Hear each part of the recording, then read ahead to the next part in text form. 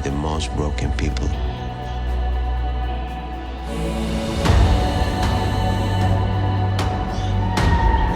Can be great leaders.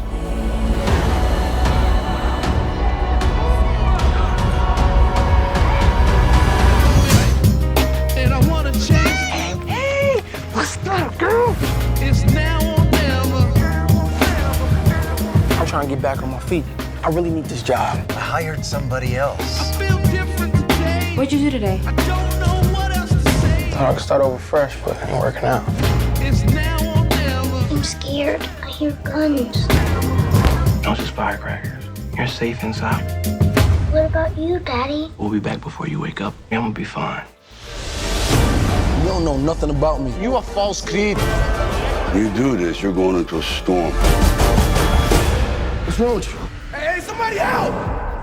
Rocky's sick. I found the darkest of times. If I break, I ain't gonna fix it. Everything I got is moved on, and I'm here. You're sitting there crying about nobody's around for you. I'm here for you every day. I'm standing right in front of you. Just like any other fight. So if I fight, you fight. I found. This Organized Chaos podcast is brought to you by listeners like you. Thank you.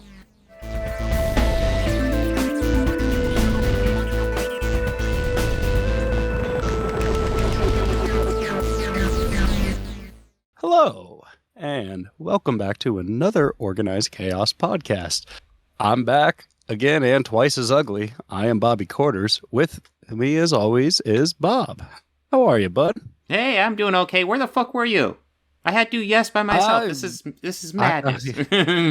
No, it is. No, it is. I just was vegging. What you playing did, Xbox. You didn't want to listen to 22 albums multiple times to get your affirmative ranking of them? It's very simple. No, it's not that I didn't. It's kind of more of I fell into another musical hole, actually. What musical hole? What musical hole? Well, I guess some modern-ish Floyd, but some good Samaritan has been uploading full concerts on YouTube. Oh, on YouTube. Nice. On you. But there's like one that was of 1980s Wall Tour. Oh, wow. Like a full video. Nice. Yeah. Mm-hmm. But they also had like, Pulse and Delicate Sounds of Thunder. The stuff that, any fan who has had or collected the live media of it has. There was a few full live Roger Waters shows, a few just solo David Gilmour ones. Mm-hmm. So I kind of fell into that hole. We'll just kind of put it on and play some video games, listen to Pink Floyd. Mm-hmm. Well, I mean, when you hear entire band's discography a lot, it's sometimes nice to just dive into the live stuff because, like, it's all a little bit different.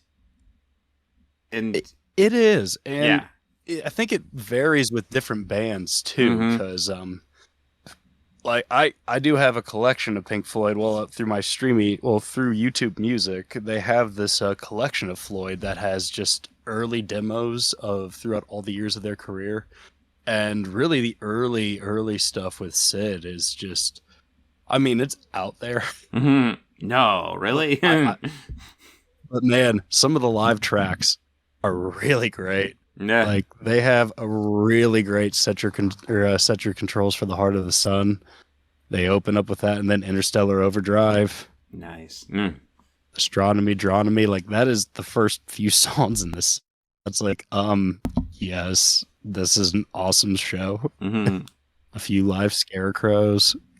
Nice. And then then you see different live stuff of when they're kind of working, and I kind of love it because they have like, well, if you remember from our album ranking, two of my favorite that I felt really should have been a double album of Echoes and Adam Hart. Mm-hmm. Bunch of like studio demos of that stuff. Like, it's fun just to dive into, and that is, I mean, I dove into that. It wasn't part of our homework then, but I mean, it kind of just stuck in the playlist. Nice. Well, this isn't a musical episode. This will be more of a normal episode. No, it's not. Yeah. And it's actually kind of more of one paying homage to one director in particular. Yeah, no, it just kind of lined up. Coincidentally. Yeah, we got Creed 3 coming up in a couple weeks, so we will be talking about Creed. But before we even talk about Creed, we're going to be talking about Black Panther 2, both done by Ryan Coogler. And it was like, well, if we're talking about his second movie and his fourth movie, let's go ahead and talk about his first movie, too. So we went ahead and added Fruitvale Station to it, and there's an episode. Yeah. It is a Ryan Coogler-packed episode. No, and I was kind of excited because Ryan Coogler has been one of those directors. Like, as soon as I saw Creed the first time, like when that came out, I was like, damn, this guy's good. And then, and then I saw Black Panther. He's really good. Shit. Good. And then, so I went back and watched his first one, Fruitvale Station, which I hadn't seen yet, and I was like, shit, this is good. No, he's got to be... He and Michael B. Jordan, like, they have he has a great way of directing him. Yeah. And like getting a great performance out of him. True. Yeah. I don't think there's ever been a Ryan Coogler directed movie where Michael B. Jordan isn't just top of his game. Yeah. You're not getting any fan for stick out Ryan Ryan Coogler. Yeah, they are definitely a great pair. Mm-hmm. But yes, before we get to those movies, news. Not a whole lot of news going on. Yes. But yeah, there was a big one. Freaking Kevin Conroy. Yeah. So yeah, he was supposed to be at Cincinnati Comic Expo this past year, and he canceled last minute, saying he had some sort of health issue. And I just assumed COVID because that's the general thing that happens. Yeah, that's kind of what you assume in this day and age. Unfortunately, if you're fully vaccinated, you get COVID, you're gonna be fine. But you gotta just take a few days out, essentially. Yeah. But no, apparently he had cancer, and he passed a few days ago. And yeah, no, it's kind of upsetting. I've had lots of fans tell me about how he is their Batman, and it's like, I get it. Like, he is the voice of Batman. He's my Batman, yeah. I mean, he's the voice. You know that... Sorry, go ahead. I was just going to say, like, there's live-action Batmans, and of course, probably my favorite live-action Batman is Michael Keaton. That being said, the reason why we have to differentiate is because Kevin Conroy, in my opinion, just brought to a whole nother level. Like, if you could... Yeah, go ahead. No, I agree with you. He did definitely bring it to such another level. Mm-hmm. But what I find really great, and I kind of put Keaton and Conroy on the same level, because I know I've heard interviews where like the whole series of the animated series was inspired off of those Burton movies and supposed to kind of exist within that world. Mm-hmm. So, I mean, it really a first cinematic universe, if you will, but it's, so much of that. And I know that Kevin kind of dug a lot from Michael's performance into his own. And it's a bummer. Yeah. I mean, he has portrayed Batman longer than any other actor. He's definitely done it more times. When did that series come out? 93? I was thinking 92, but it might have been 93. But yeah, it was early 90s. It's been a while. He consecutively played him in animated form all the way up until the early 2000s with Justice League Unlimited. Yeah, he did it a lot. It was various impressive. films, video games. I mean, he's the voice of Batman in the first Arkham games, the two good ones. I mean, my opinion. To give you an idea of how good he was, when I was younger and first watching the Batman animated series, I thought it was a different voice for Bruce Wayne and Batman.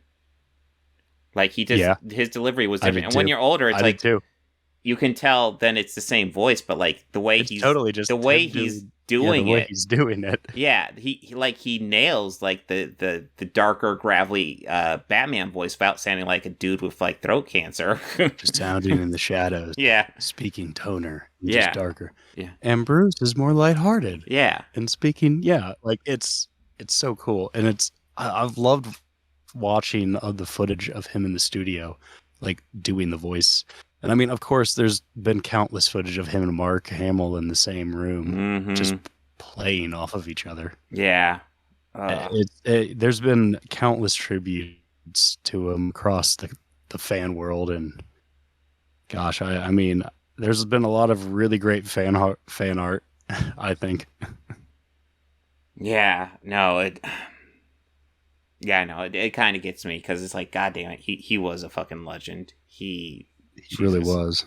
I mean, he was the Batman. He as far as I know, he only got to play the role in live action once in Crisis, but still it was awesome that they found a way to do that. But yeah, fucking iconic. Yeah. I don't have much more to add. Anything you want to add, or should we go ahead and go to Black Panther, Wakanda Forever? Oh no, I did find some like a quote from Mark Hamill. Ooh, nice. That it was from a post that he had made, and I'm just pretty much going to recite one that I had just written, but I had also quoted Mark Hamill within it. The voice of Batman, Kevin Conroy, passed away at the age of 66. Kevin played the role of Batman longer than any other actor. He is the voice I hear when I read a Batman comic. The work Kevin and Mark did on that show was really amazing. Yeah, rest in peace, Kevin Conroy.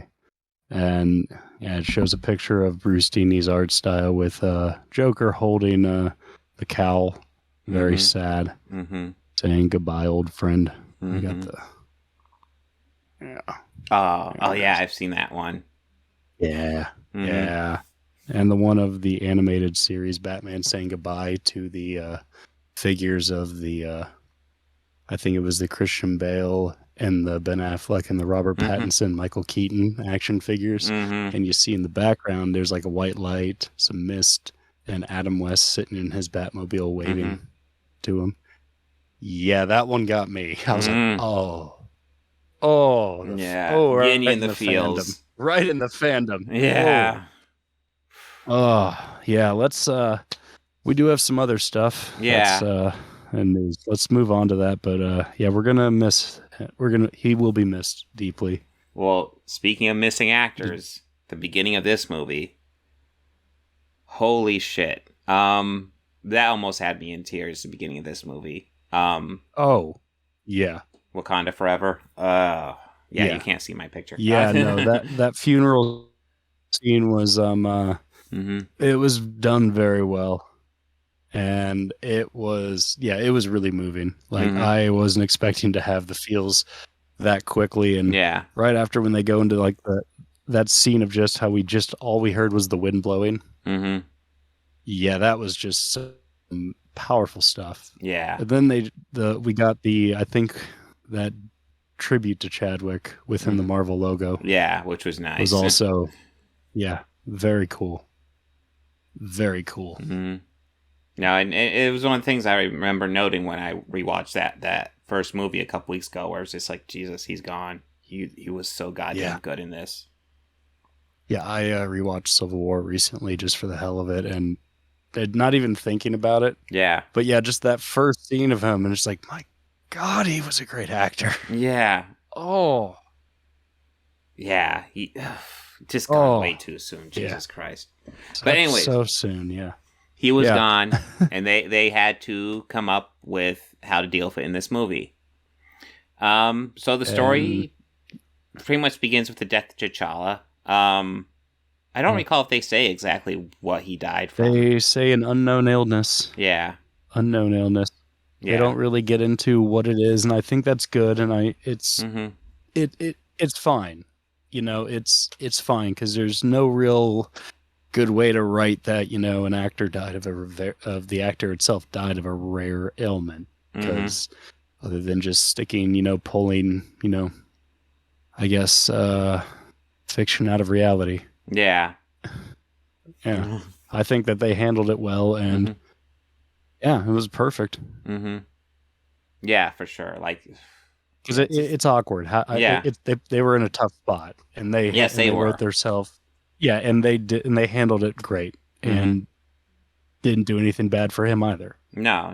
I thought it was nice to do the tribute for him. It was like I said, the beginning of this movie almost had me in tears. I was just like, oh fuck, oh god, they're doing it. They're hitting the heartstrings just right. Shit. Yeah, they're hitting the feels immediately. I was mostly good until until the coffin went up in the air, mm-hmm. and then we see that Black Panther logo.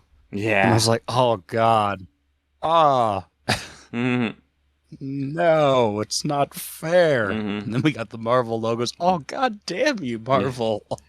So there was a few people in the theater when I saw it the first go around mm-hmm. who were audibly like, they were mourning, mm-hmm. like, you know, just oh no, mm-hmm. oh yeah, but mostly cheers, mm-hmm. cheers and applause every mm-hmm. time his face was on screen. Mm-hmm. So that was cool. Yeah. So yeah. So now we've got, what were your overall thoughts of this movie? Because I definitely have things to say, but I when I say them, I want to stress there's a caveat. I was a little nervous on how they would write the story. Mm-hmm. I kind of figured moving forward, spoilers if you have not seen it. Mm-hmm. I knew Shuri was going to be the Panther. Mm-hmm. I saw that fucking coming a mile away. Mm-hmm. I kind of felt that the movie knew that we knew it was. I feel we got way more of Namor, but not enough. Enough? Yeah. If that makes sense. Like, yeah. I mean, he's a character I'm not too familiar with. So when I say we didn't get enough, I mean, I kind of feel like we didn't get anything at all with him. Mm-hmm. Like, he was barely in this movie. Barely. I don't know. I feel like he was in there decently, but yeah. I will. But I mean, for being the bad guy, yeah. I don't know. I maybe I guess I really didn't like how they handled it. I would like to have more information on him. Yeah. Well, listen, that's all. Now I'm gonna go ahead and dive into my thoughts, because I want to have a huge caveat on here. Is that I feel like I want to watch this movie again. Just to take it back in, kind of breathe it in a bit more, because I'm not sure how much one viewing allows you to breathe in this movie. Because going into it, they made a lot of mystery about who would be the Black Panther, and there was some questions about Letitia Wright, and apparently she didn't want to sign an extended contract. That he had all these rumors. And you go into it, and I feel like it almost feels like the movie's not even sure who they want to have to be Black Panther, even though Shuri is definitely the most prominent character, without a doubt. Yeah. And that's one thing I want to stress that I really like about this movie. This is a superhero movie where almost all of your leads are Black women. That is fantastic. And they're all talented actresses. Can we just say, really quickly, I just want to say, Angela fucking Bassett. Yes. Oh my God, she was. Oh my God, she was amazing in this. Yes. Like, absolutely out of the fucking park, amazing. Mm-hmm. No. Oh, just holding so much power in every scene that she was in. Like, isn't she nominated? Well, I don't think they've announced any nominations yet. But or is there just buzz? Oh, there might be buzz. Okay. I think there's lots of buzz around this movie. She should be. My God. So I'll go ahead and say, amazing. I'm not sure if I can quite recommend this one, because it feels a little like you can tell there's issues. Like, Shuri's your main character, but she doesn't even really have an arc until very late into Act 2. Yeah. And it's... I kind of didn't care for that much. Yeah. And it's like, that felt so forced. And part of me was like, okay, if you're going to have Shuri... I kind of felt that... Yeah. I'm sorry, go ahead. I was just going to say, Shuri's obviously supposed to be the main character, and I felt like, why don't they just sell it as that? Sell it as Shuri is going to be the Black Panther, which I guess they pretty much did there. It's like, oh, we don't know. No, it is. I mean, I was even thinking when I saw the poster and Shuri's right in the center. It's like, it's got to be her, right? So I think maybe sell it as she's the main character, and then also the movie needs to commit more to her being the main character. Like, give her arcs. Give her, like, oh, I don't want to be the Black Panther, all this reservation, and then... Because that's the thing. Like, nobody really has arcs. I mean, Okoye feels like kind of gets an arc before Shuri, which... She does get her arc, too. Yeah. And like, she gets her redemption too as well. Yeah. Yeah, and it was something I didn't even think about. But yeah, like I can't think of it, but Angela Bassett, the mother, I can't think of her name. Ramona. She kicks Okoye out, and she's like, this is for, what you did, like, not just today, but how you also, like, you've always been an issue. When Killmonger took over, you stood by Killmonger for a while before eventually, like, just having your allegiance towards us. We've had issues with you. And it was just like, yeah, no, I didn't even think about that, but yeah. Yeah. That was an issue. True. Yeah, she did do that. She was just like, no, I serve Wakanda. It's like, yeah, but you're serving somebody who doesn't serve Wakanda. Don't you see the issue? Yeah, you were serving an outsider. Mm-hmm. And that's the thing. Like, I kind of want to rewatch this movie to see if maybe if I breathe it in a bit more, going in knowing that Shuri is the main character, maybe I will be a bit more open to it. That being said, like, this feels like... Yeah, I did pick up more, I'll say, on my second viewing of it. Mm-hmm. And like I said, I just kind of feel like a lot of Namors might have been rushed, though. They did spend a good chunk of time with him, and I might have been overreaching with that first comment of him saying barely in it, but like, I kind of feel like we could have gotten more of him in this. Well, if he was supposed to be the main bad guy, like, I don't know. I still have a lot more unanswered questions about the character, I guess. No. Well, Namor in the comic book has always been one of those. He's essentially a good guy, but sometimes he can be a dick. Yeah. That's kind of his That's kind of what I gathered. And his dickishness sometimes pushes him to be a bad guy. But, yeah, I think that might be an issue I have, too, because as a villain, he doesn't feel super menacing. Even when he's attacking, it doesn't feel like he's out for blood. Even though, in theory, he is. No. They make a big deal of their power, and maybe they need to do something to push these characters more over the edge. And I feel like they kind of did that with Shuri, but like I said, that was super late in the movie. And it kind of makes me wonder if maybe, like, Ramona was supposed to die super early on, and they didn't want, like, her death and T'Challa's to be too close together, so they moved it super far back. But then we lose the big arc for the main character until late in the game. True. Yeah, I don't know. I don't know. I think that was a choice to kill her. Mm-hmm. That definitely was a choice to kill her off. Yeah, but, for sure.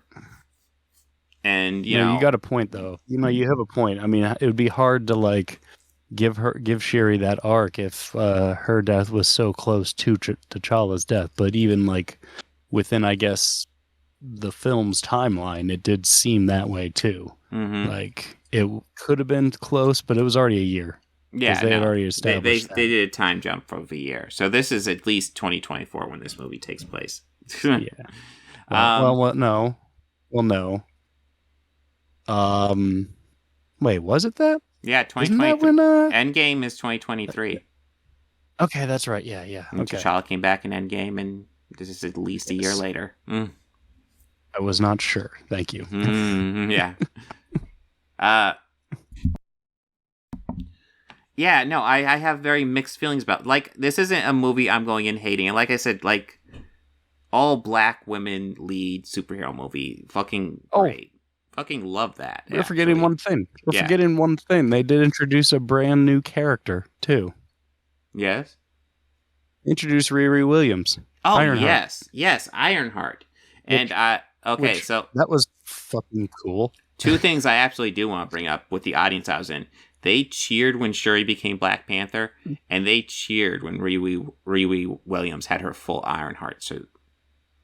Yeah. So all the people saying, nobody cares about Ironheart, she's just a knockoff Iron Man, all the people saying that are so full of shit. That theater had a ton of people who were excited to see that stuff. The theater I had, as soon as they went to her warehouse, and she was like, "Is this Stark Tech?" I heard the whole row behind me. Oh, that's the new Iron Man.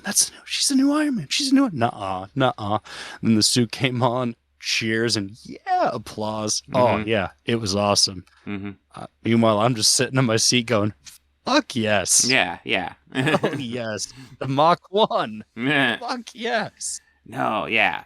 Just me nerding out over her Mach 1 suit, going, that's fucking awesome. Yeah. It was choppy, just like Tony's was, but yeah, it did its job. It was a Mach 1 suit. Yeah. It was beautiful.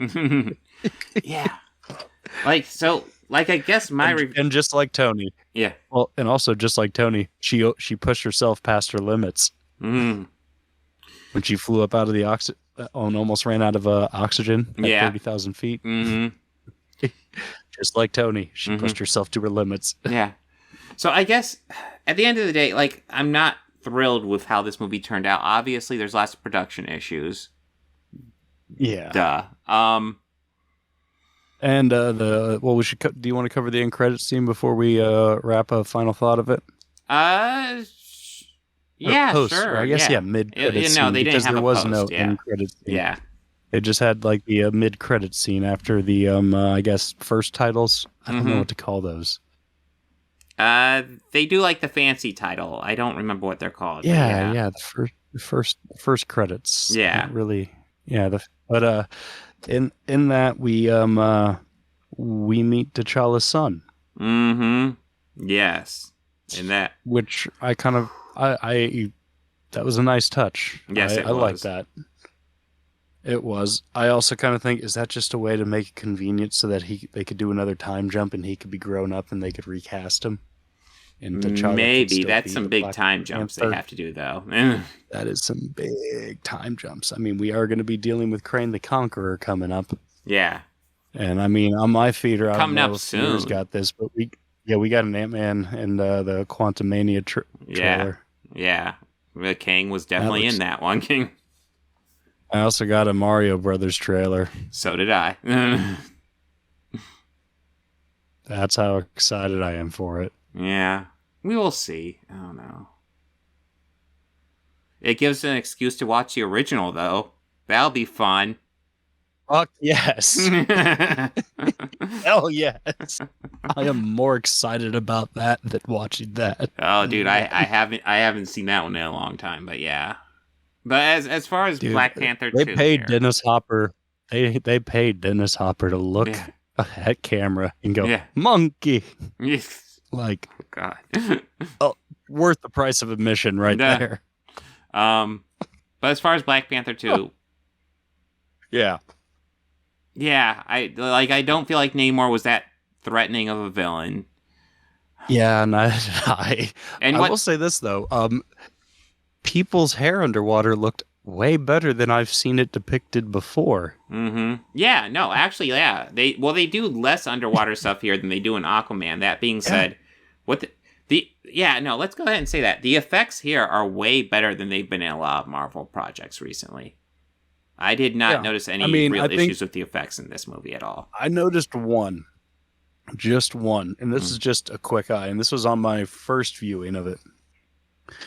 When forget the actress's name and even the character's name. T'Challa's girlfriend.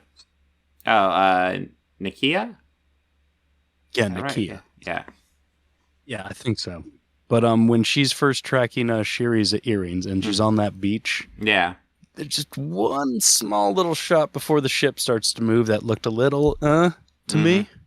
Okay. But I even looked for it my second viewing and I didn't see it. Okay. So it could have just been the screen where I was at, because the first time was a bigger screen. The second time was just a standard size theater, like a smaller theater. Excuse me. But yes. But yeah, the effects in this actually looked really good. Yeah.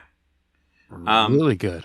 Yeah, no, I feel like maybe they need something to really push Namor, because like you can have like a guy who's not like you're eventually going to turn him into a hero, be a villain, but just have something happen that like kind of pushes him a bit towards the edge, so like he's going to be a bit insane. You can do stuff like that, and they didn't really do that.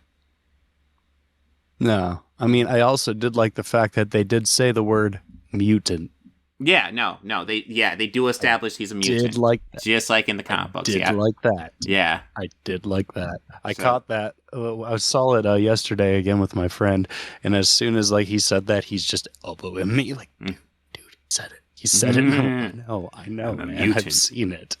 You need that little X-Men 91 theme or something. Yeah. He's like, do you think that's how they're going to bring mutants in? It's like, I think they already have established that, man. Yeah. No. I'm pretty sure they established that in one of the Disney Plus series. Yeah. Namor was the second mutant established. The first one is Miss Marvel, which to me shows me they aren't going to be doing Inhumans, but yeah. Thank God. Yeah. Well, they technically already did do Inhumans, but I think they're trying to forget about that. Yeah, I also kind of like how the agent colonizer, Ross. Yeah.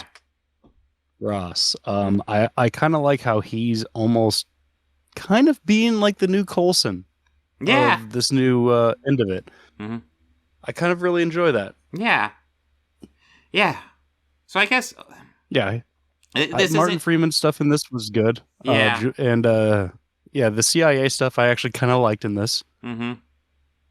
It was. Yeah. They needed him in it for a bit. Julia Dreyfus was also reprised her role from Cap and Winter Soldier. Yeah, well, Cap and Winter Soldier. Falcon. But yeah. Well, yeah, Cap. I guess the last episode was Captain and Winter Soldier. You're right. Captain Winter Soldier. Yeah. But yeah. He is Cap. He is the Captain. Yeah, he is now. Cap now. Yes, absolutely. I want to stress: Sam Wilson is Captain America. Anthony Mackie's Captain America. Fucking get used to it. Yeah, just deal with it, people, please. And you know what? I don't care. That suit's awesome. Oh yeah, no, I thought they did a great job with his suit in that series. Fucking cool. Yeah. It was interesting to see Julia Louis-Dreyfus come back. Obviously, they're doing some Thunderbolts lead up with that. They definitely are doing some Thunderbolts leading up to that. I thought we would get another credit scene at the end of it, but the first time I did it, I sat all the way through the end. So did I. All I know is that the Black Panther will return. Mm-hmm. So we know that the Black Panther will return at some point, and we at least have Ant-Man and the Wasp, or Ant-Man and Quantumanium. Or is it Ant-Man? Ant-Man and the Wasp, Quantumania. Thank you. You see, I got confused because I kept on thinking it'd be called Ant-Man and the Wasp in Quantumania, but it's not. Just Ant-Man and the Wasp Quantumania. Ant-Man and the Wasp Quantumania. Yeah. So yeah, like, my review is just kind of, I'm not super thrilled with this movie. I think they could have done a lot to improve it, but I do appreciate a lot of what it tries to do. And I understand, like, you could kind of tell too, like they wrote in the T'Challa beginning, which, goddamn, that was touching. And then the rest of it is really kind of like probably a story meant for T'Challa, but they, obviously they moved Shuri into front and center, and then probably just had to figure out people for Shuri to talk to, rather for the scenes where T'Challa was supposed to talk to Shuri. So I wonder if, Chadwick was still around. I wonder how Namor would have presented himself to T'Challa. Like, would he just be out there with Shuri, just hanging out one night, and then he comes? Like, just how it might be something like that. Yeah. It either. I wonder. I was thinking it'd probably be T'Challa and Shuri hanging out, or T'Challa and Ramona hanging out, because he would be the king then. So he'd want to talk to him, and instead he went to Ramona because Ramona was serving as queen at that time. Yeah, I have mixed feelings. Maybe a rewatch will make me rethink this, and I'll be like, "Oh, this is really good," because I do want to give it a rewatch at some point. But yeah, overall, I'm not thrilled with this. But I understand where, a lot of these production troubles happen, and I'm forgiving. Well, they were filming most of this in the time of COVID. Mm-hmm. Yeah.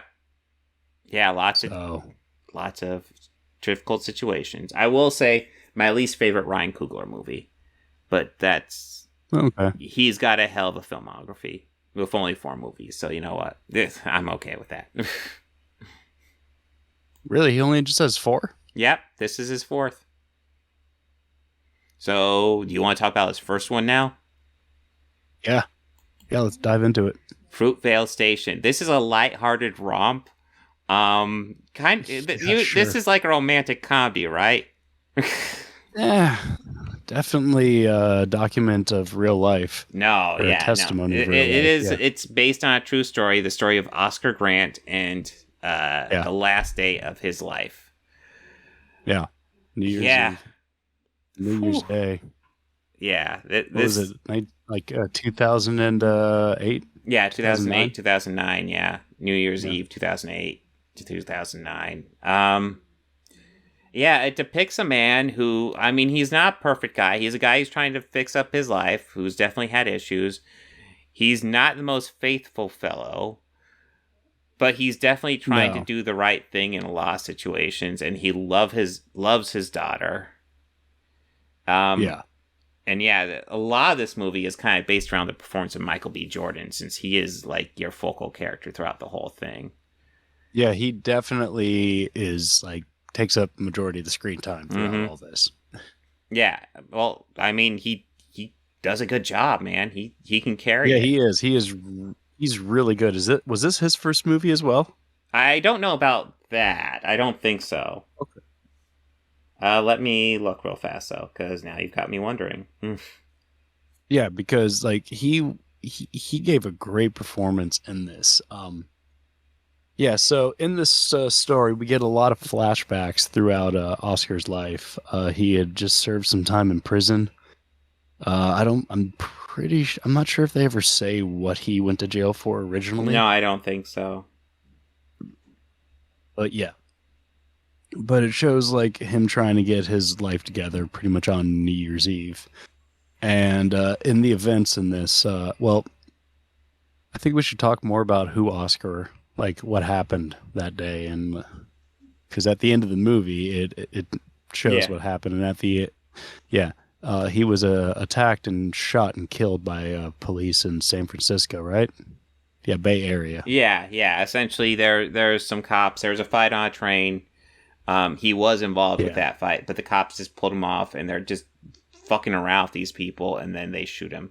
And there was no reason for it. I mean, just because there's a fight on a train, it's like the fight was over by the time they showed up, but still they're and there was no need to hold them all down and like throw them to the ground like the actual footage, which Ryan showed at the end of the movie. Yeah, he shows that at the beginning of the movie too. Yeah, and you get that at the beginning, and then the ending you get like close to the ending you get the dramatized version. Yeah, you get close to the ending, and you get some follow up with what happened to the parties. I mean, the officer he was sentenced to like what? 4 years in jail, and he only did 11 months. That's right. Yeah, it was definitely something like that. Yeah, he did not serve that much. Some bullshit like that. Yeah. No, I guess his story was that he thought he was holding his taser, not his gun, and I'm kind of getting sick of that explanation. I've heard that one. Yeah, no, they keep on saying that shit. Ever. And it's like, and it reinforces the idea that hey, maybe cops shouldn't have guns. You need to go through more training. Yeah, or maybe you guys shouldn't. Maybe you guys need to have more training. Yeah, definitely more training. I mean, at the very least. Well, I mean, if cops were taking their tasers for their guns, then I could see that as a furthering, continuing issue. Yeah, if they keep on doing that, that's not good. Yeah, that's not good. And then no one will want to. Then everyone would and will defund them. Mm-hmm. But so maybe they should have more training. Maybe like our tax dollars should possibly go to paying, or maybe the governments. Or the local established ones could go into putting more training into them and have them be like self-funded because they have a bunch of booster clubs. Yeah. No, this movie just raises a whole bunch of issues because I mean it does. It really does. Yeah, and it's not there to answer them; it's just there to raise them, which it does a fantastic job of doing because it's definitely there to start a conversation. Because what Michael B. Jordan does with this character is, like, even though this is a very flawed character, he makes him charming so that, like, you like him. like you see his flaws, but you still like the guy. It's like you see overall that he's trying to be the good thing, and mainly you see that he loves his daughter, and yeah, he loves his kid, and he just wants to be a good dad. And the movie never hides where this is going. It starts out with the actual footage, and you know what's coming.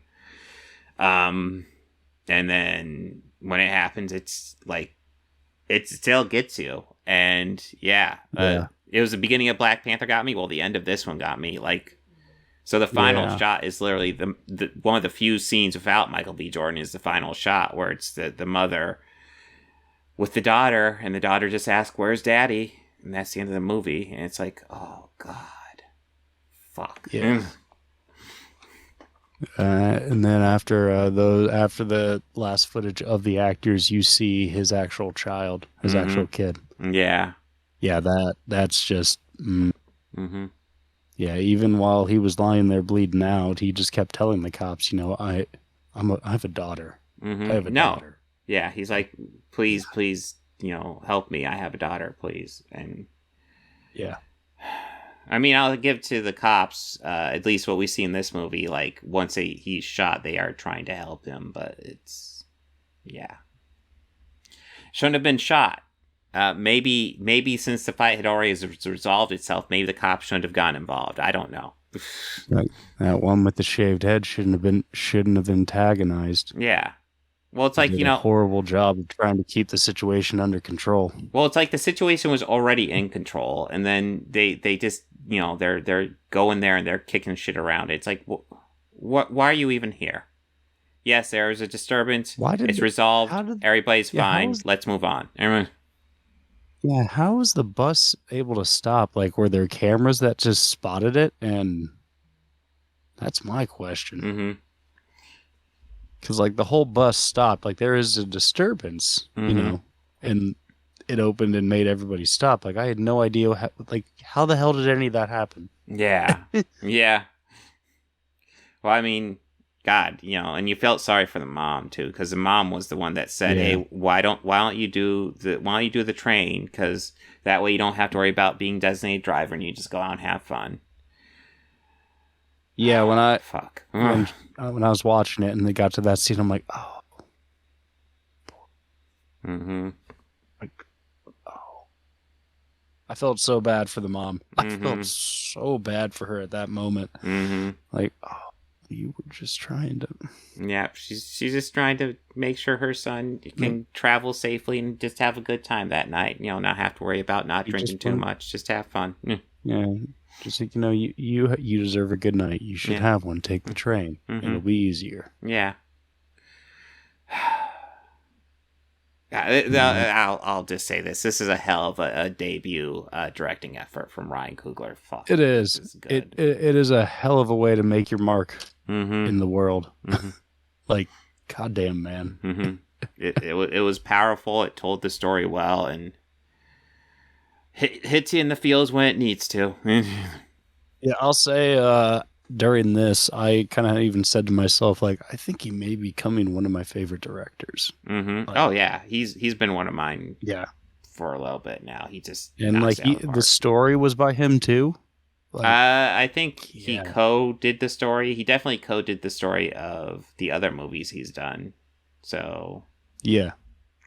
Well, I know that he wrote the next one we're talking about too. Yes. Are we ready to get into that one?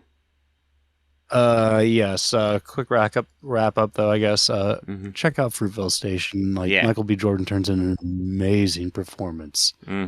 Top notch. Ryan Coogler. It's not even hell of a debut. Yeah, it's not even a long movie. It's like 85 minutes. And just to have the Kleenex handy. Yeah. You might still have it after Wakanda Forever. Yeah, and and you might even need it for parts of this one. Yeah. For Creed. Yeah, there's moments in this one too. Shit. Ryan B. Yeah, Ryan this B. one really good.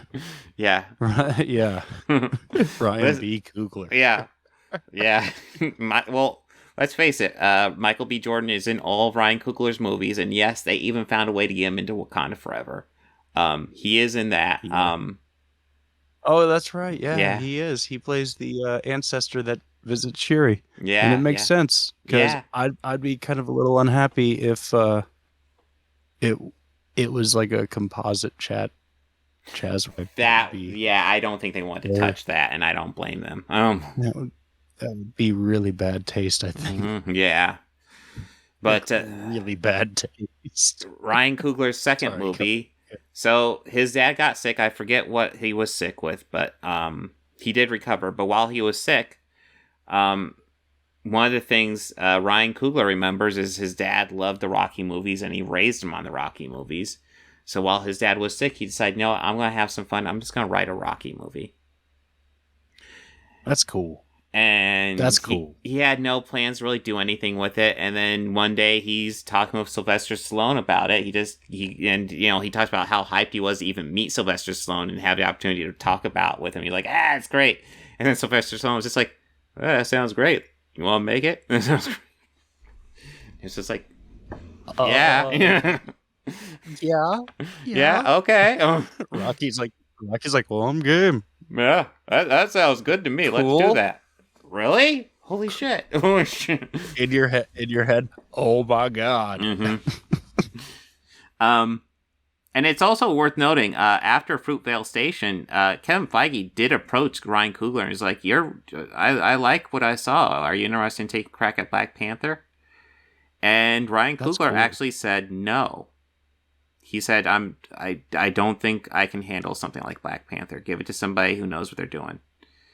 And then after he did Creed, and Creed was a huge success, Kevin Feige approached him again, and Ryan Coogler said, yeah, okay, I feel more confident about Black Panther. I think I can do it this time. I think I remember reading that. Or seeing or hearing him say, like, after, I felt weird taking on that because, that's something that a lot of people hold near and dear to them. Yeah. So, that's a lot. And, after Creed came out, I was telling Kevin I still kind of felt a little uneasy. And he's like, you just made a Rocky sequel. Yeah. Yeah. You just made one of the best Rocky sequels. Rocky sequels.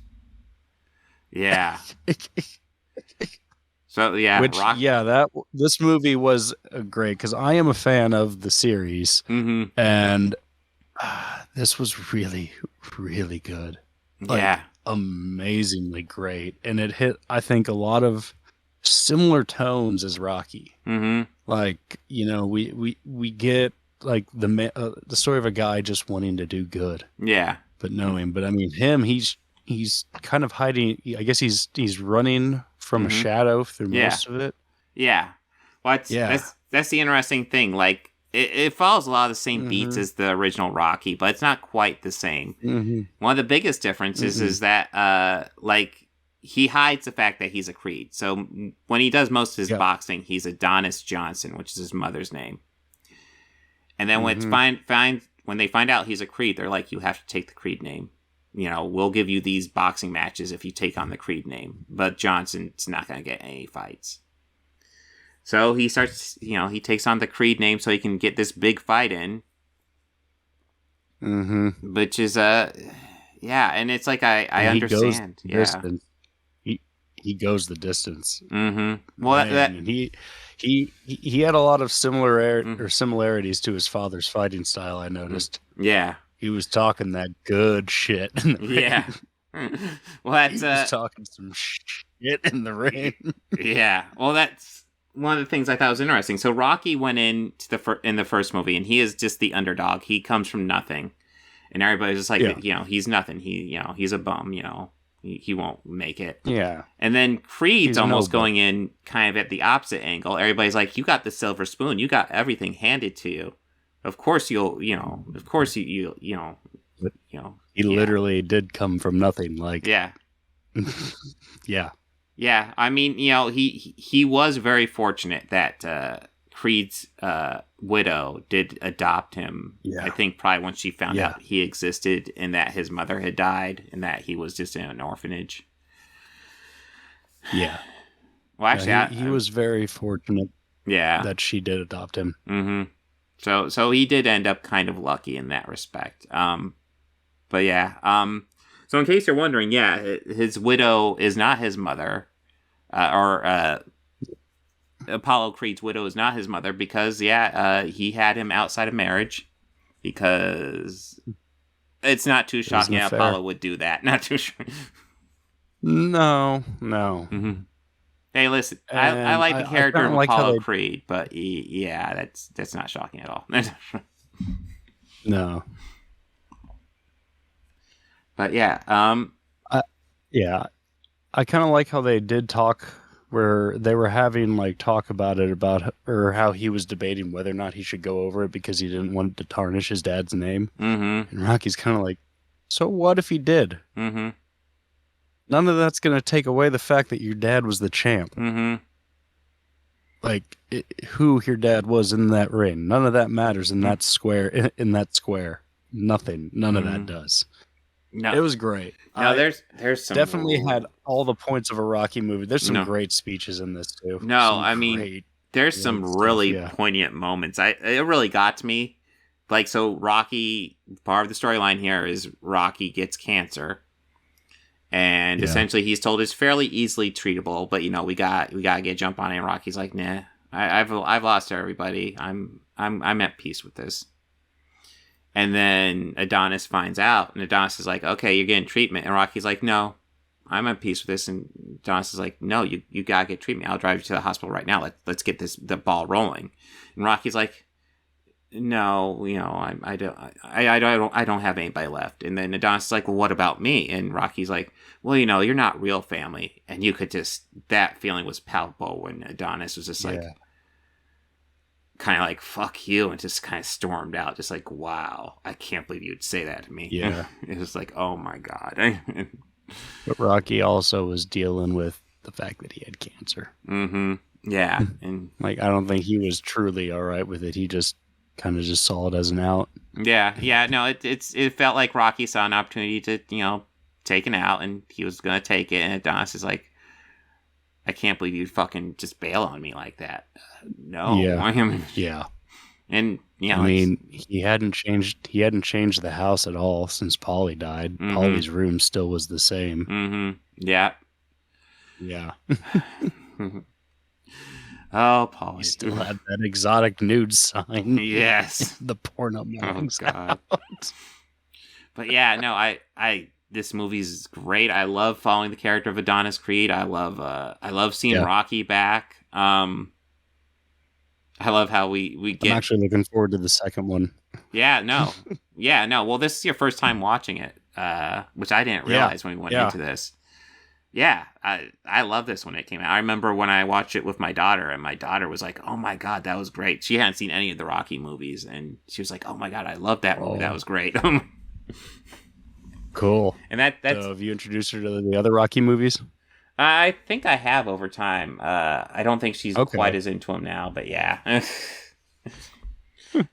Well, I do like how this movie, like, I believe there's lines in this to reference pretty much all the Rocky movies. So yeah, there are lines in this whole movie that pretty much reference every single movie in the Rocky franchise. Yeah. It's about cut out. Yeah, no, that was about it. Yeah, I think there's even a moment where Adonis wants Rocky to train him, and Rocky's like, I've already tried that. I don't want to do that again. Which Tommy Gunn. Yeah, a reference to Rocky 5, by far the worst. Yeah, Tommy Gunn. Happy birthday, Paulie. Yeah. I would have loved if that robot was in the corner, but just had like a cigarette ashtray or a cigar ashtray just on top of him. Mm-hmm. Nice. Yeah. Yeah. Paulie's just been using them as an ashtray for the past 30 years. Well, I mean, we're going to get more Rocky references with Creed 2, so it'll be fun to see your thoughts on that one, because that one kind of surprised me too. Right, it's not as good as this one, but it's actually pretty good as well. Oh, and then we would have had a precursor for how Coogler would have handled a sequel then. Yeah. Well, Coogler doesn't do Rocky or Creed 2, though. Oh, no, he doesn't? No. He was busy with Black Panther when that was being made. Gotcha. And then Michael B. Jordan's going to be doing the third one, which, I mean, that actually feels like kind of a project made for him, because that's where Sylvester Stallone got his directing chops, was doing Rocky movies. Yeah. He did. He directed didn't he direct the first two? No, he didn't direct one. He directed, I want to say 2, 3, and 4, and 6. Yeah. He didn't do 1 and 5. I believe that was he did John write G. one. Avildsen. He did write. Yeah, I'm pretty sure he did write one though.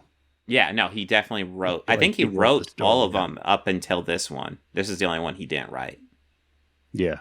I don't remember who did it with Coogler, but Coogler definitely, like, he came down with the story and then he wrote it with somebody, and I don't remember the name. Oh yeah, I'm sure some studio guy gave it a treatment. Yeah, I'm sure. Well, it works. This movie works so goddamn well. This is definitely one of my favorite Rocky movies. Yeah.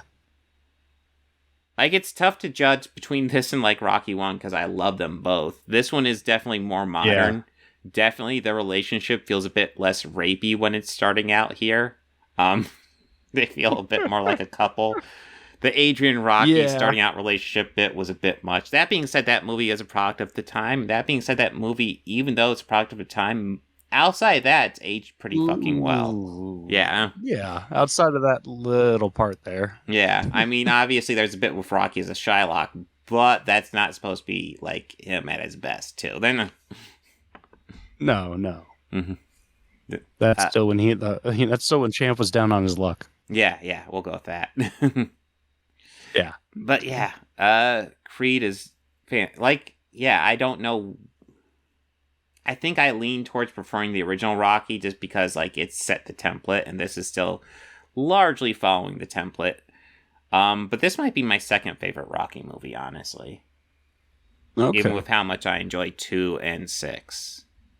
I'm not sure. I'm going to have to watch Creed 2 and 3 before I can make that call. Oh, okay. Or maybe Creed 2 before I can start ranking. Because I might have to watch Balboa again. It's been a while. I don't think I've seen that since it came out. Yeah. Balboa's good. Yeah. I would definitely say I like the first 2 Rockies more than Balboa, though. Yeah, I remember it being all right. I remember liking it more than 5.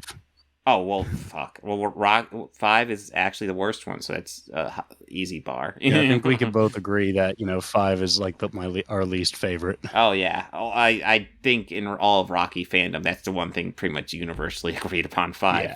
5 was a bit rough. I also will say that after 5, I put 3. Oh, as what, the worst? Yeah. Possibly. 3 and 4 are definitely formulaic movies, but they're entertaining.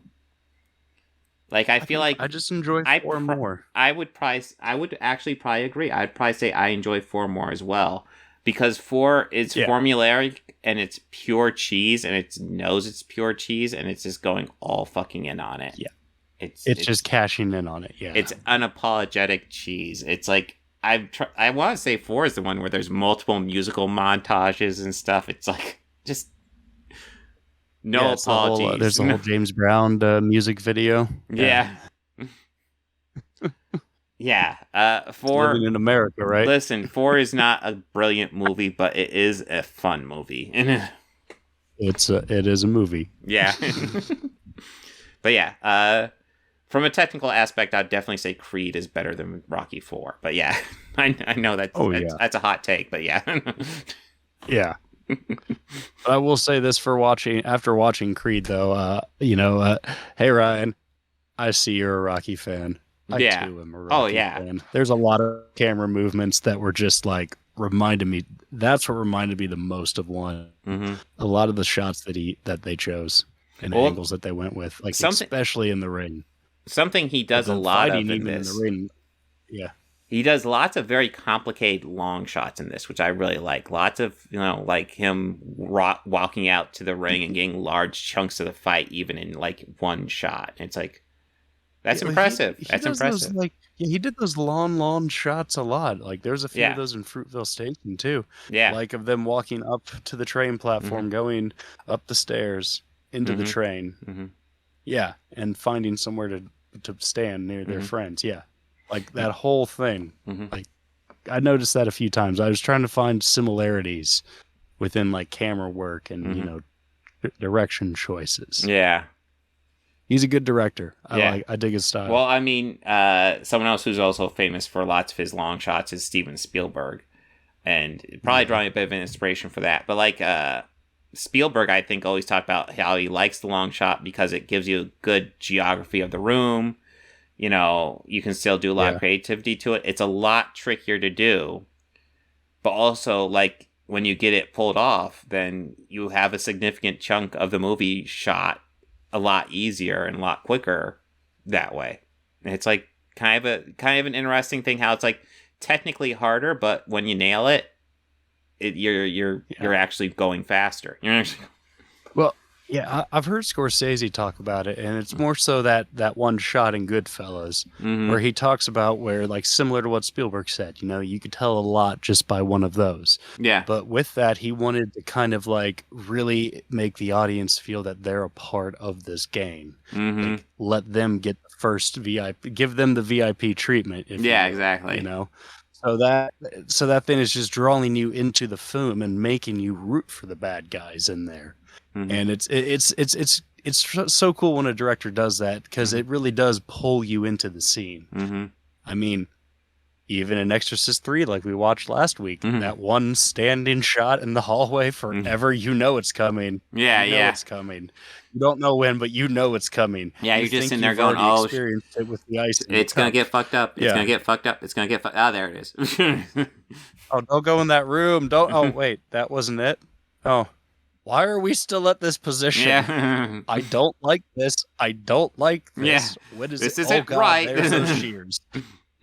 There's those shears. And then that tight zoom, and you just know what happened. Yeah. Yes.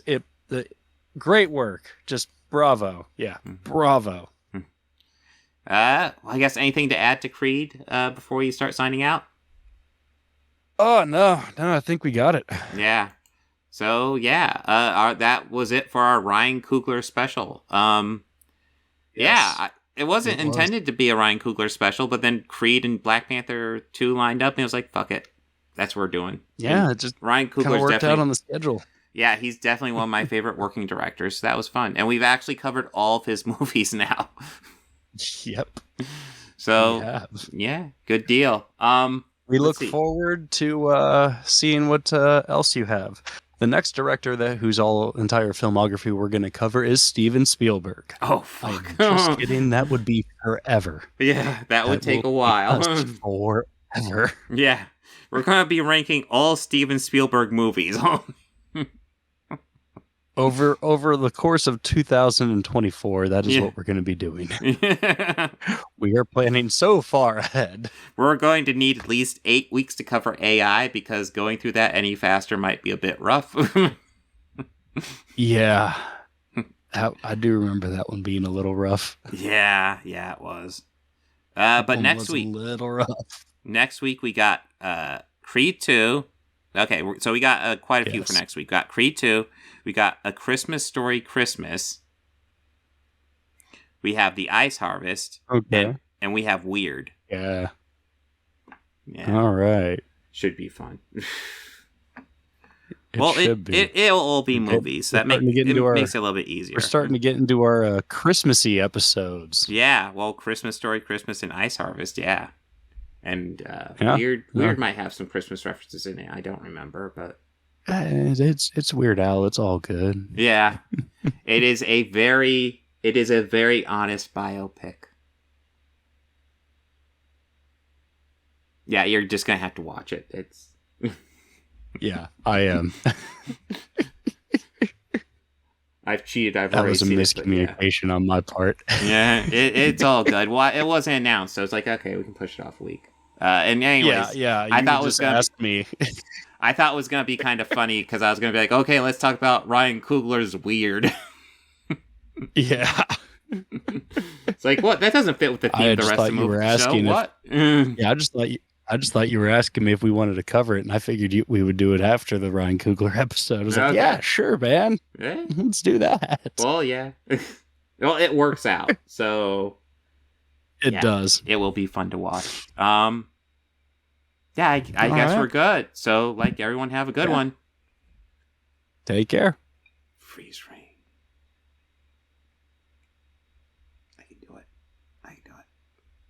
How you doing? How you doing?